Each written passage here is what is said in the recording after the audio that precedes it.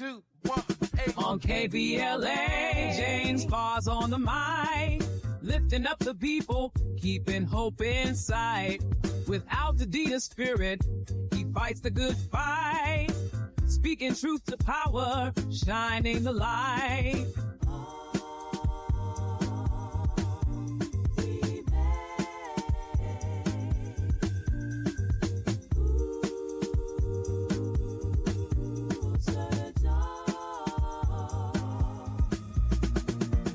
Flames try to break us, but we're standing tall.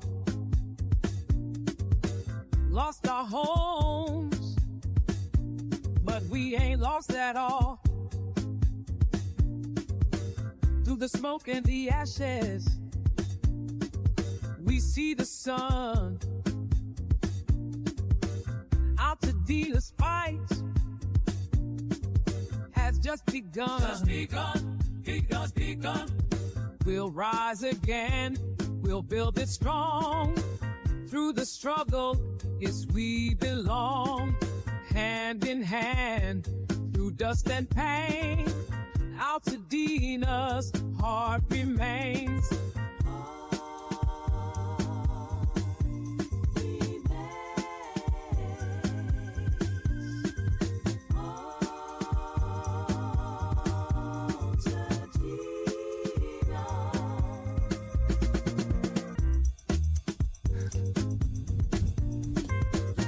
Live from Lamert Park, KBLA Talk 1580. You're listening to The Conversation Live, Altadena Rising, and I'm your host, James Farr.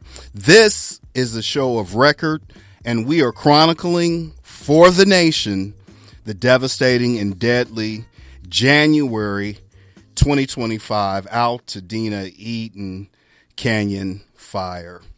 I am so appreciative that you have allowed me to share this space with you on this first fall weekend of this year. Some of you may be out getting errands done.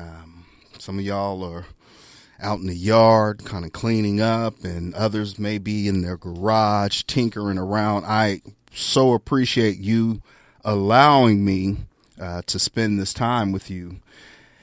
I want to invite you to follow us on social media at KBLA 1580 across all of the socials, and you can follow me at James Farr Live across all of the socials. And our phones are open today if you want to hop into the conversation at 800-920-1580. That's 1-800-920-1580. 1580.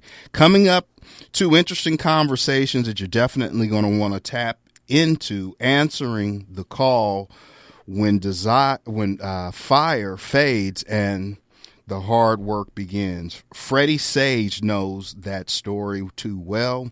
A fire survivor, 7 family properties are gone, but out of loss, he built a mission.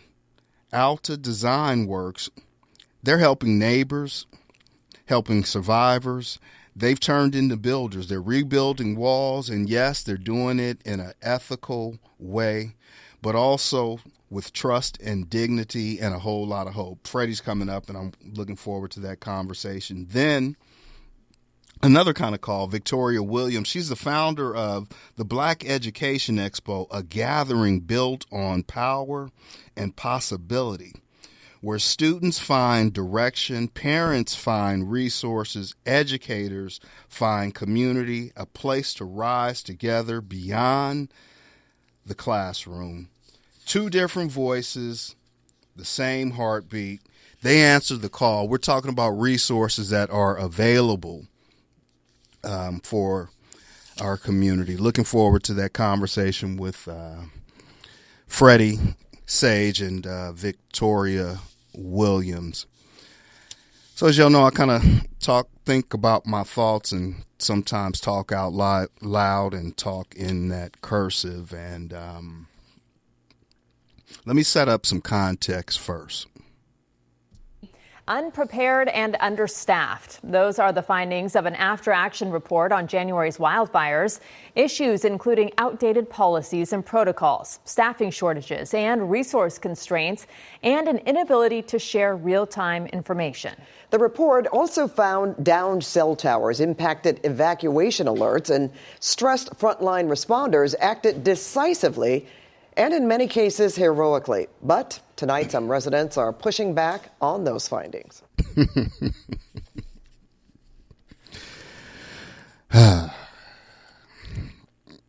So that report came back, that report that was commissioned by the Los Angeles County Board of Supervisors. You know, folks wanted to know what happened. Where were the alerts? And I read the report. I read it front to back.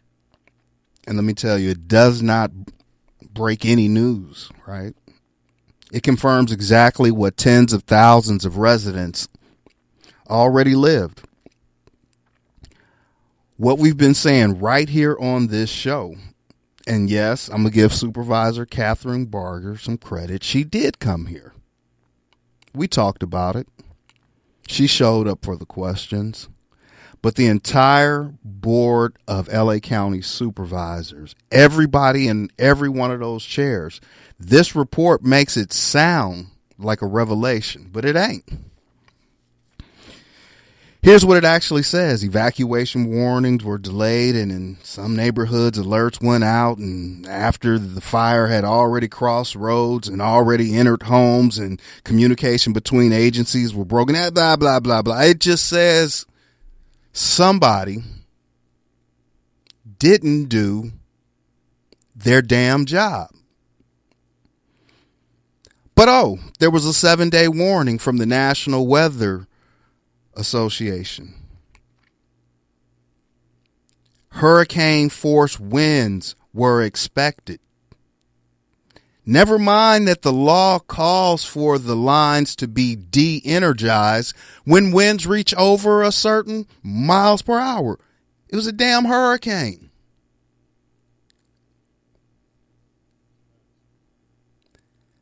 But somebody's in those ivory towers, in those well-cushioned suites, they're listening. They're supposed to be listening right now. 4 workshops Southern California Edison has rolled out where they're listening. Right now, as I speak, at Loma Alta Park. There's another one on Monday. If you haven't registered, I doubt you'll be able to get in. But they're listening. I know they're listening right now.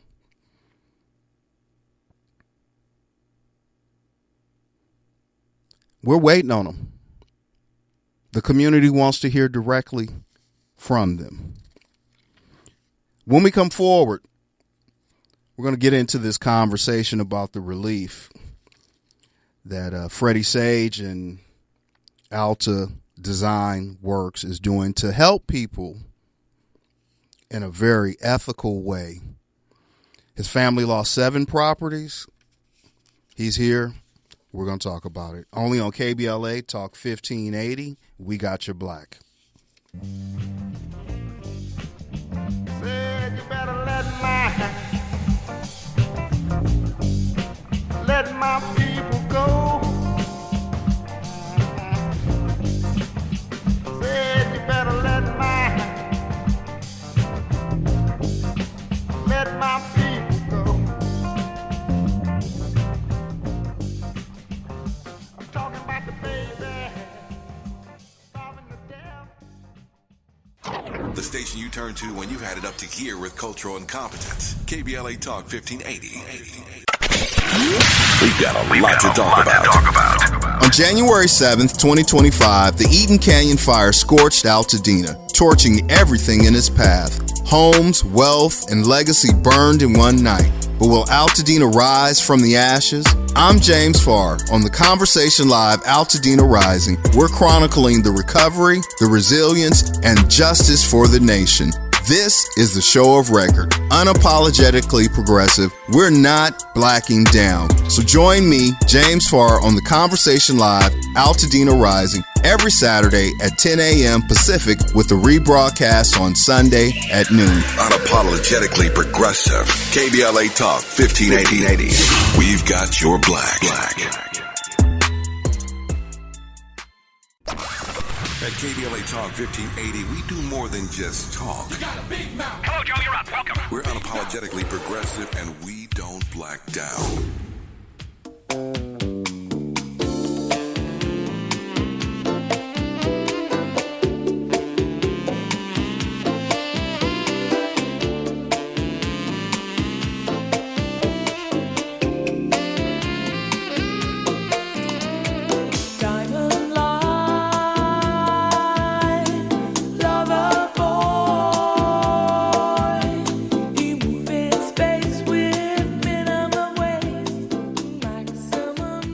KBLA Talk 1580. You're listening to the Conversation Live, Altadena Rising, and I'm your host, James Farr. We're sponsored in part by Quinn Emanuel Trial Lawyers. As we welcome you forward, Freddy Sayegh, a fire survivor, 7 family properties lost. Now he's leading Alta Design Works, helping Altadena rebuild. He's a native of Pasadena. He's a John Muir graduate. Freddie, welcome, brother. How you doing today? I'm wonderful. Thank you, James, for having me, and thank you for creating a platform for all of our voices. It's critical that you exist, and we honor and thank you. Thank you, man. I know you are extremely busy, but first, I want to get a little bit more into, before we get into what you're doing and the work that you're doing to help folks piece their lives together. You're, as I said in the opening, you're from Pasadena, Altadena community, like lifelong. You graduated John Muir High School.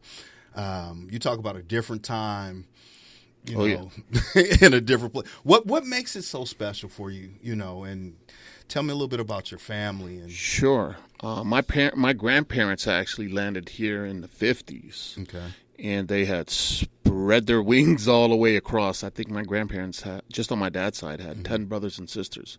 So if you can imagine the magnitude of Sayeghs that had just stayed within the Altadena community, I would say over the last 50 years, at least 100 of us with the last name was born and had stayed and done business at some point in Altadena.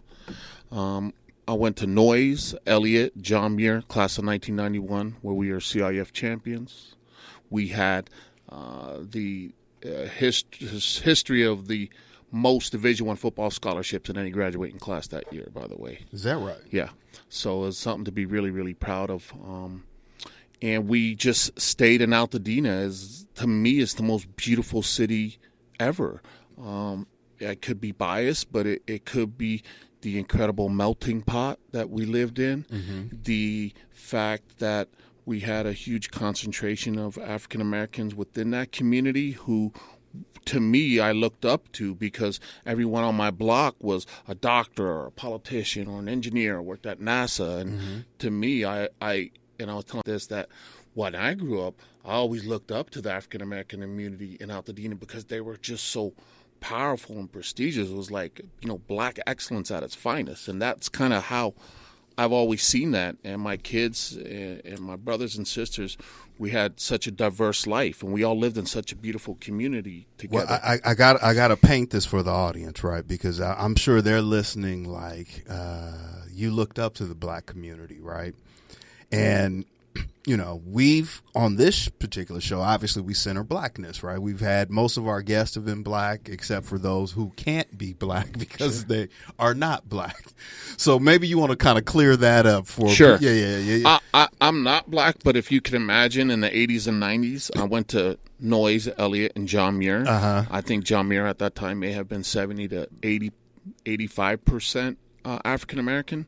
So it was, when you're born into that community, and not, a black community that was kind of segmented down into the South Central area. I'm talking about a black, heavily black community that was living in big homes with big jobs and big careers. So that's all that I saw. Right. So when I say that, it was just my perception as a kid growing up. Sure. Do you know what I mean? So if you grew up in a all Asian neighborhood and everybody's restaurateurs, you have that vision that all the Asians may be restaurateurs. But for me, it was just seeing Black success at its finest. I mean, all of my friends and their kids and their parents did well. I would go to their houses, and that's what I grew up in. And like even currently, where I live now, my next door neighbor, him and his wife are African American, and one's pediatrics from I think it's Stanford Medical School, and his wife's a doctor. To my left is both. One's a DA, and one is works at one of the largest plaintiffs firms. So that's kind of what I had gotten used to. Well, but your family's had some success as well. So you had that Yes. modeling, and so tell me about the 7 properties. So we lost my parents' home. Okay. We lost my sister's home. Me and my brothers had a home that we owned on Alameda. We owned the building, which was the Breakmasters.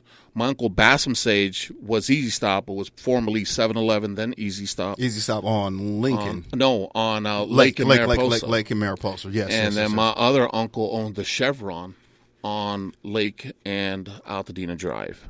And then my law firm, my sister's bail bonds company, my marketing company, and my sister's event spaces on Woodbury. My niece's child care centers right on Atchison. So we're just flooded into that community.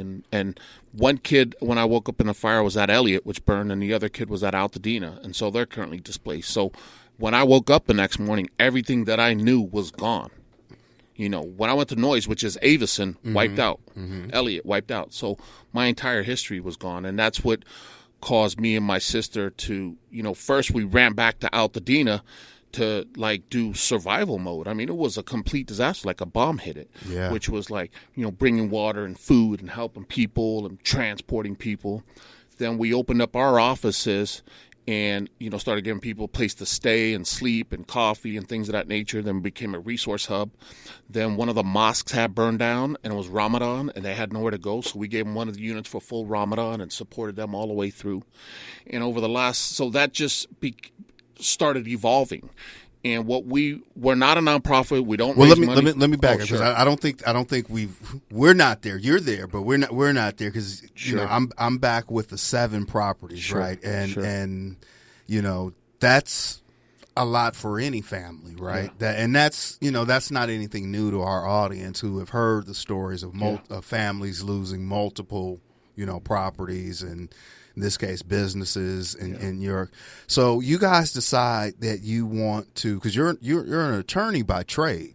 Now I stopped being an attorney since the fire. Since the fire, you shuttered your practice to focus on community and rebuilding, right? Correct. Tell me what drove you and your sister, because you have a facility, right? A center. You tell me. All right, now bring us to speed. What drove you guys to create Alta Design Works? So we started off, which we still are, as the Altadena Coalition. Essentially, when we landed, we realized we don't have a mayor, and essentially we have a town council, but there was no really center of information. I spent 30 years in producing events. Okay, so I've done concerts, festivals, trade shows, town halls, stuff like that. And so I was like, okay, as a trial lawyer and as event experience, this town needs me. And I kind of entered myself into that. Then all of a sudden, I had become a leader. Then I'm meeting with federal agencies and SBA and FEMA and OEM. All of a sudden, I'm taking meetings with mayors and things of that nature. So I kind of got thrusted into that role and position. And once you get into the world, or for some, of helping people on a larger scale, it's different. It becomes like a driving motivation, like building the ark. Because I have so many resources and contacts and tools and things of that nature that I was just too valuable to sit on the sidelines and wait for government or wait for other nonprofits to make moves. So tell me what you're doing inside of Alta. Sure. And I'm speaking with Freddy Sayegh, who is fire survivor, family lost 7 properties, and including residential and businesses. So tell me what you're doing inside of Alta. And before I get there, I'll hone in. what we're able to do, because we're not a nonprofit, we don't raise money, things of that nature, what we did is we targeted necessities. So we did a youth empowerment festival. We gave away 500 bikes. I did the first interim housing symposium when I saw residents not in their houses and in their cars, and we rehoused 1,600 people. So Who's paying for this Well, stuff? we found outside resources. Okay, So I put together a symposium, and I had all of the people that needed to be there from Los Angeles, from the state, from HUD, everything. We had 2 major panels moderated by the LA Times, and we were able to get those things done. And then resources started calling me, say, hey, we can house people, we could do these things. And so we started providing that information.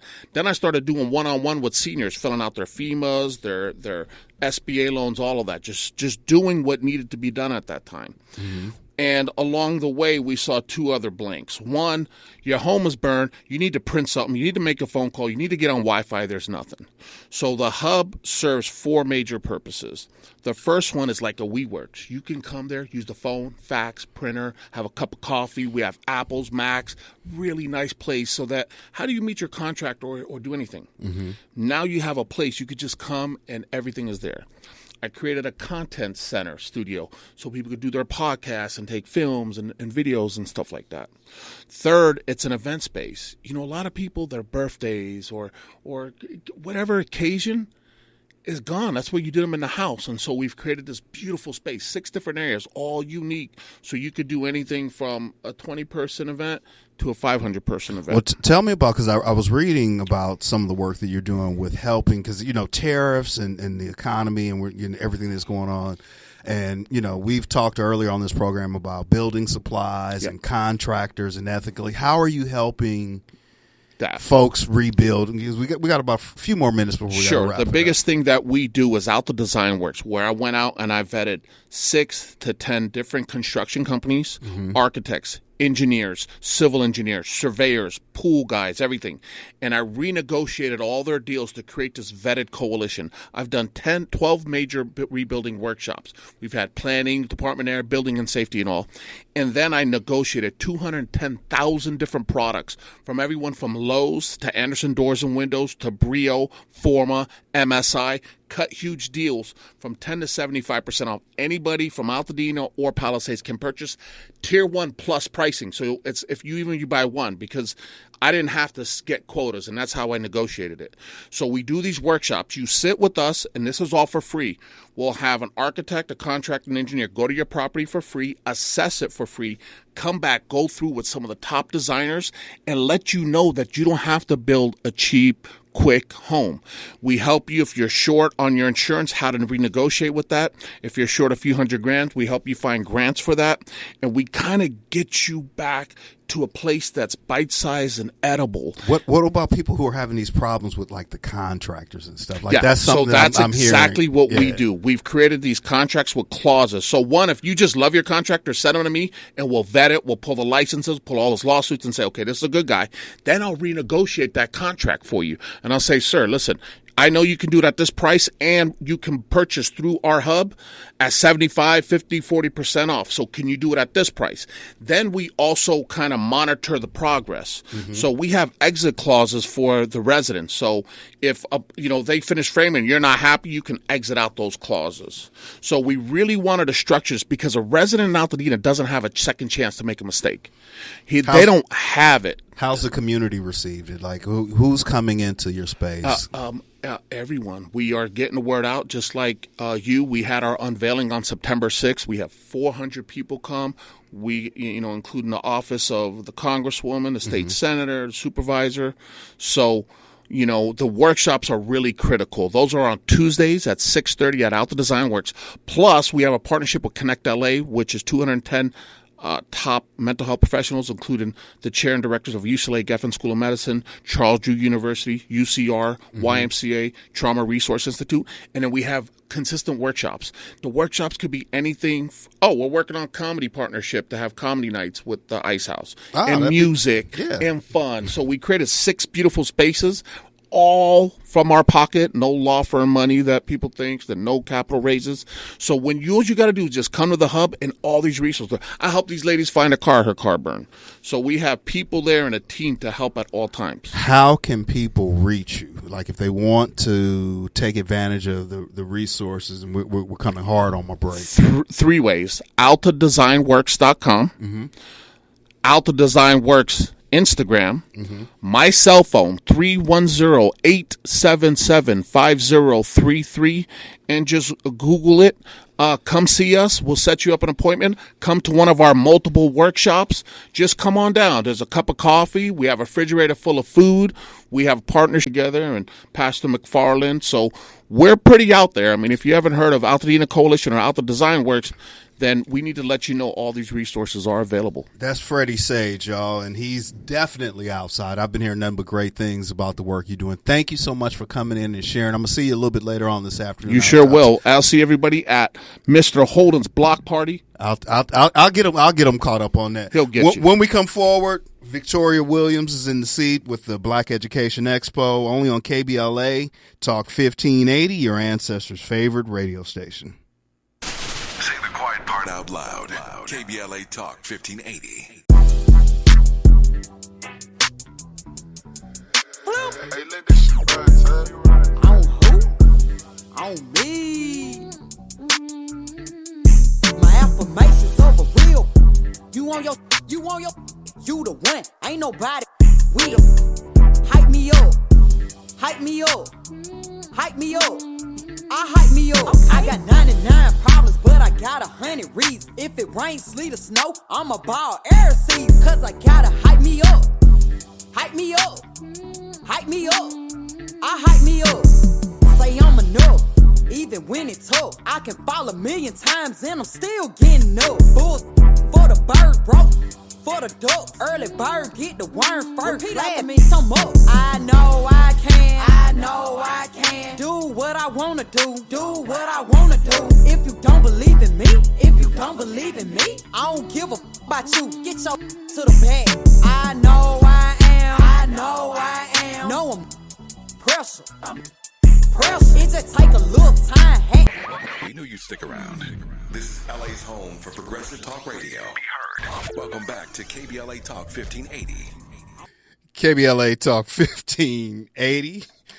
Oh, man, that's what it was. That's what it is. Welcome forward. You're listening to Conversation Live, Altadena Rising, and I'm your host, James Farr. And we're sponsored in part by Quinn Emanuel Trial Lawyers. As I was saying, joining me, she is an educator, Victoria Williams. She is the founder of the Black Education Expo, which creates space for students and parents and educators to connect, inspire, and rise. She's a Pasadena native. She's a member of the Divine Nine Delta Theta Sorority Incorporated. She has a heart for the community.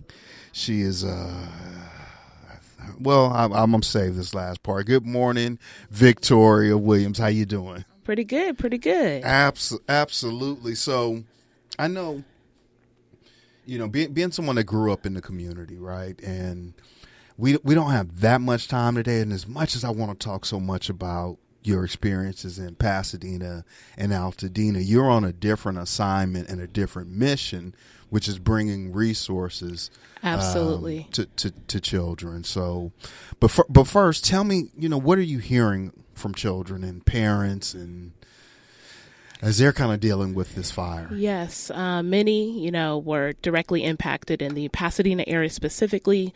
Over 10,000 students were impacted by the Eden fire, and so many are traveling over 1 hour plus from wherever they've been displaced to stay within the school district and keep the continuity for their students and making sure that, there is a high school senior and that they can keep their routine going. And so just the commute back into their hometown and making sure that the resources are available for them.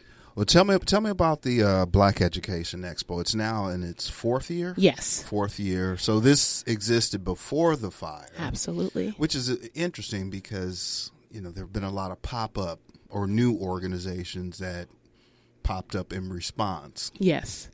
So were you one of those ones that got like $1 million? Never mind. I'm sorry. I'm sorry. Never mind. I shouldn't have did that. So 4 years ago, you started Black Education Expo. Tell me about Black Education Expo. Yes. So it started a conversation. Many members of the Pasadena Black Family Alliance or task force specifically were, I'm in community with them, I'm listening to them, and they were saying, we have this gifted child of ours, and they need to be challenged. And so I'm a person, I can't just sit around and hear someone saying, I need this resource, I'm going to do something about it. And so being in community with many of the members of the African American Parent Council, partnered with them and many other partners and said, let's do something about it. And so the African American Parent Council is an advisory group of parents that are in Pasadena Unified School District. Black parents. I'm actually involved at the one at my son's school.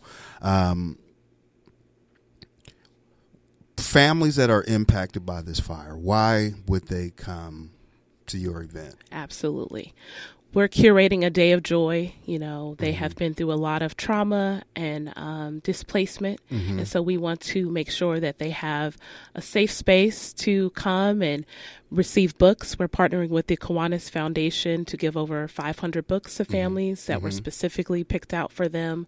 We're making sure that they have mental health resources and that our educators are supported as well, because they are with our families and our students all day. And so we want to make sure that they are in community as well and supported. Wow. So, you work in education. Yes, over a decade. At the college level. You're an educator. Yes. And I know that before I knew you, I knew your mother. Yes. My first educator. Your first educator.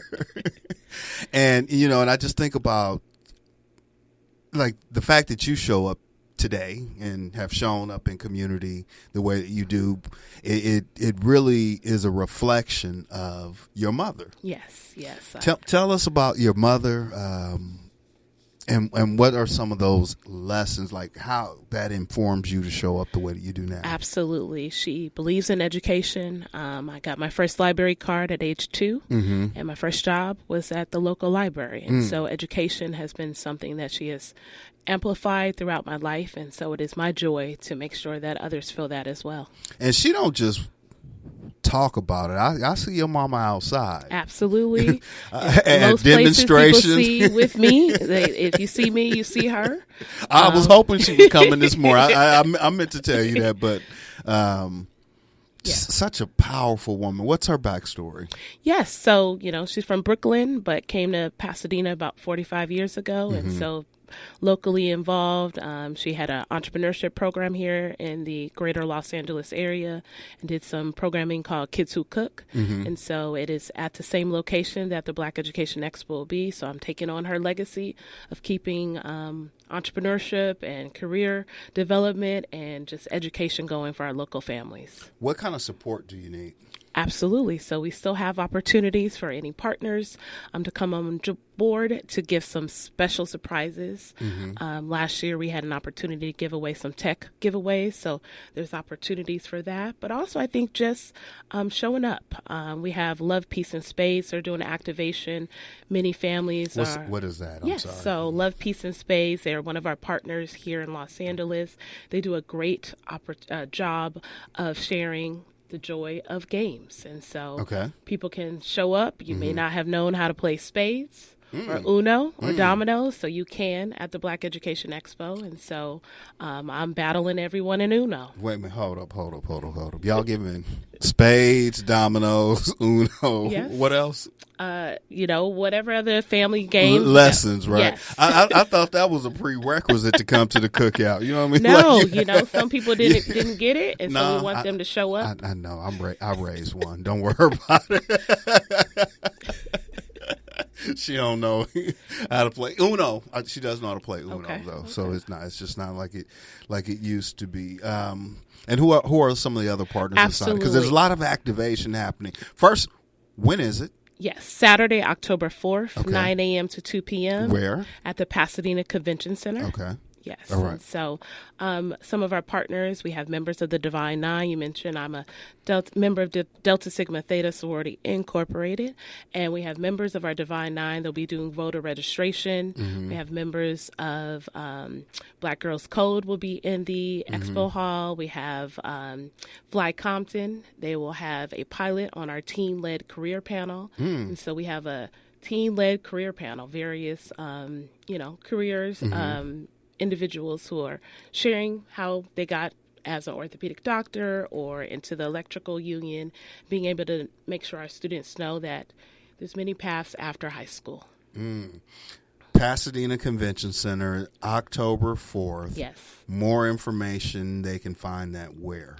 www.blackeducationexpo.com or give me a call at 323-475-6293 or hit me on email, info@blackeducationexpo.com or on socials, Black Education Expo. Well, I'm going to go back to something I was just talking about that I said I wasn't going to talk about as I'm talking with you.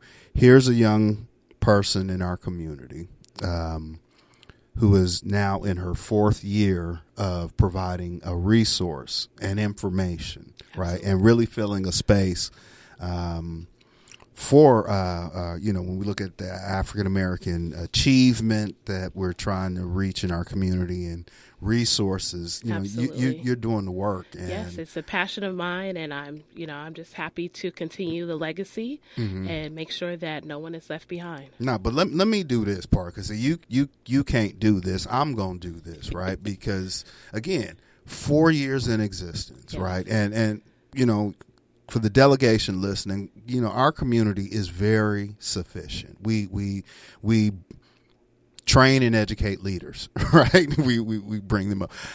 She didn't receive any money, any support. There's $100 million raised. Right. I did not get any of that. Not a dime.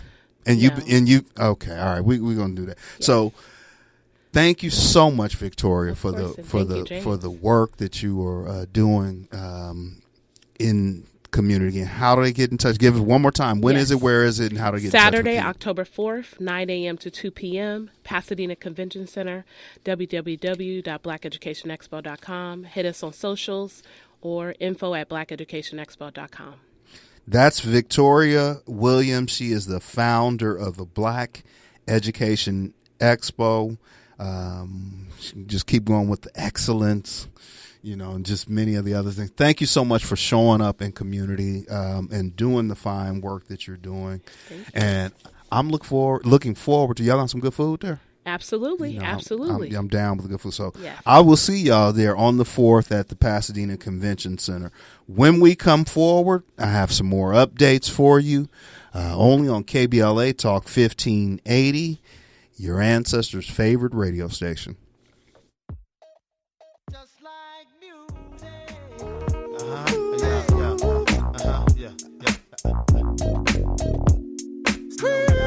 No doubt.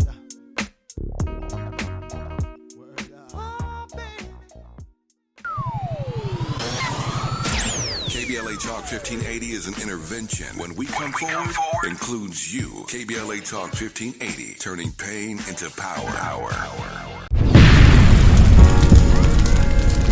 When the flames subside, who ensures that the stories endure? At KBLA Talk 1580, we're committed to preserving the voices that shape our community. We know people have short memories, and as long as this Black Talk radio station is on the air, we will not let Altadena be forgotten. We are honored to announce that the Altadena Historical Society will officially archive our recent town hall, alongside every episode of Conversation Live, Altadena Rising with James Farr. This is the show of record, the definitive source for tracking Altadena's roots, resilience, recovery, and reunion. These stories will now live on for students, scholars, researchers, and journalists seeking truth and legacy in the months and years to come. Because history isn't just made, it's honored, it's recorded, and it's passed forward. We're KBLA Talk 1580, and we've got your black.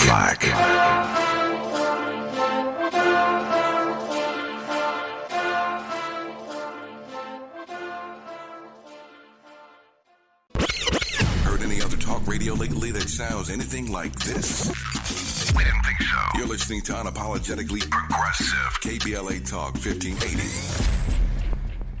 Time for some action. Time for some action. Time for some action. Come on. Time for some action. Time for some action. Time for some action. Time for some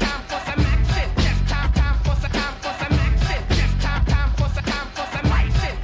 Let's get ready to rumble. KBLA Talk 1580. You're listening to The Conversation Live, Altadena Rising, and I'm your host, James Farr.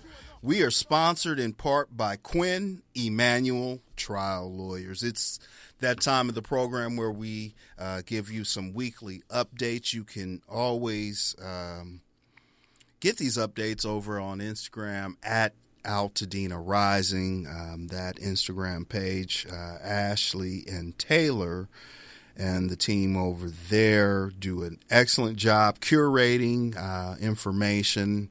What I like about it is that it's non-siloed. They vetted the information, so you make sure that you follow that page as well as KBLA 1580, as well as myself, James Farr Live. We can keep you updated. Looking forward to seeing you today at 2 p.m., 2 to 6 p.m. Chris Holden is hosting his 26th annual Community Resource Fair and Block Party with an emphasis this year on small businesses and helping those in the aftermath of the Altadena Eaton Canyon fire. That's in the 500 block of Jackson Street from 2 to 6 p.m.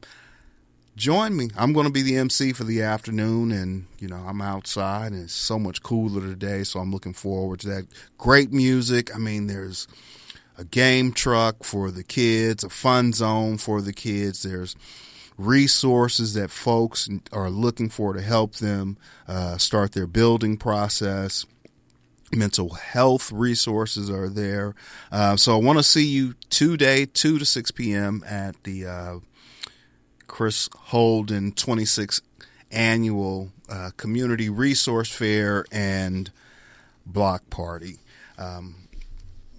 Right now, Southern California Edison is hosting what is their third settlement fund workshop. Today's session is in person. It's at Loma Alta. It started at 10 a.m. Now, as of Thursday, the slots were full for all of the online sessions, which happened on Thursday and Friday morning. There's one more session which takes place on Monday at 7 p.m. at Loma Alta Park. I don't know if there will be spaces available, but I was able to attend an online one, and they're listening, so I hope they're listening. When you're going to ask people questions that are very traumatizing, when you're going to ask people to kind of relive that experience, might want to have a mental health professional there, or at least offer that to them as you're all asking them how they'd like to get paid. When we come forward, nope, not yet, press conference on the 30th, as community members are rallying around the issue of the emergency response report that was issued by the McChrystal Group. I told you about it earlier in the program. That takes place at 425 Las Flores Avenue. It's in front of a residence in Eaton Canyon. It's on the 30th at 8 a.m. You can find out more information about that at Altadena Rising, as I told you. When we come forward, I got a message in the music in our Saturday slap, only on KBLA Talk 1580. We got your black. A safe place to go loud. A great place for progressive politics. KBLA Talk 1580. All I need is one mic. With the KBLA Talk 1580 guest editorial, I'm Martin Gordon, chair of the Pasadena Community Coalition. Recently, I listened to a Tavis Smiley show conversation with James Farr. At one point, James said something that caught me off guard. Not because it wasn't true, but because it is. Black Altadena is gone. I know it may seem stupid and non-productive, but I stopped in that moment listening to Tavis and James. I broke down and cried. In the back of my mind, I told myself we can bring it back like it was. But James Farr's reality check hit me like a ton of bricks. My community is being murdered. I said murdered, not by the Altadena Eaton Canyon fire, but by the people we elect to protect us, and by greedy and gatekeeping nonprofits who cannot see the forest for the trees. For the first time since the fire, I truly feel and understand my wife's inconsolable pain. Because I'm struggling to find a path to recovery and at least some form of normalcy. My community is crumbling right in front of my face. Lack of funding to rebuild is slowly destroying us. Many of us can no longer hold out, and developers are gobbling up our property. When I hear voices like Tavis Smiley and James Farr speak truth to power on KBLA Talk 1580, it reminds me that we're not crazy, just unheard. Make no mistake here, KBLA delegation, this is war, and we the people of Black Altadena are losing. It's like waiting for reparation. Not gonna happen, brother. In this new orange man world, no one, no entity is persuaded by right or wrong. There is no consequence for doing the wrong thing, and no accolades or support for doing the right thing. Will war-torn Black Altadena survive? Your guess is as good as mine. But what have I got to lose? I'm in my 70s and don't have time to wait. Dr. Martin Luther King Jr. once suggested that riots break out when people have no hope. But there is nothing left to burn down in Altadena. I wish I could say I remain hopeful that my beloved community will rise again like a phoenix from the ashes. I wish I could.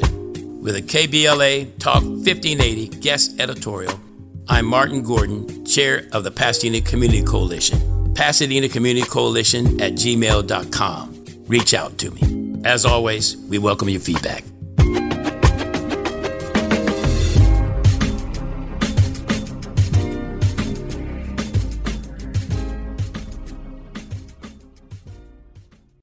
This is KBLA Talk 1580, where hate loses and love wins.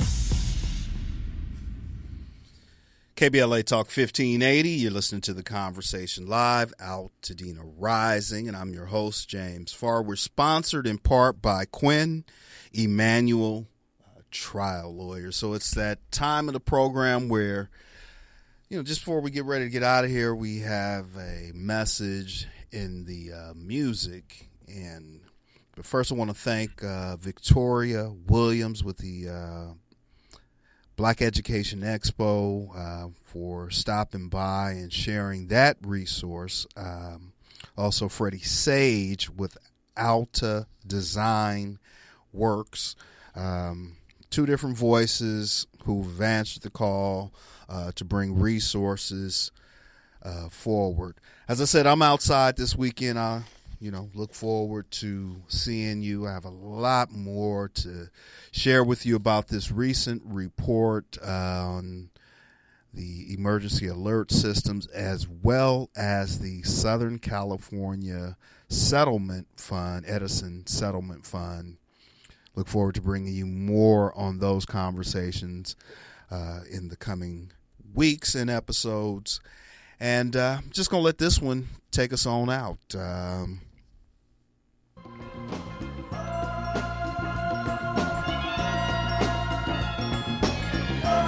Hey baby, what you no good?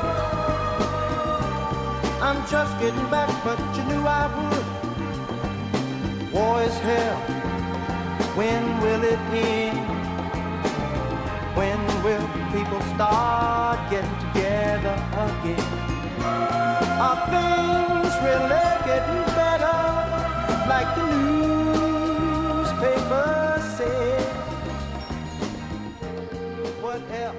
Big shout out to Kim, Nyla, Reggie. Tiana does the graphics. Simeon is back there mixing the music together for us. Angela Roddick Wright is up next with the Legal Lens. Until we have another opportunity to speak with you, as always, Agape. Man, I just don't understand what's going on across this land. What's happening, brother? Yeah. What's happening? What's happening, my man? Are they still getting down where we used to go and dance? Will our ball club win the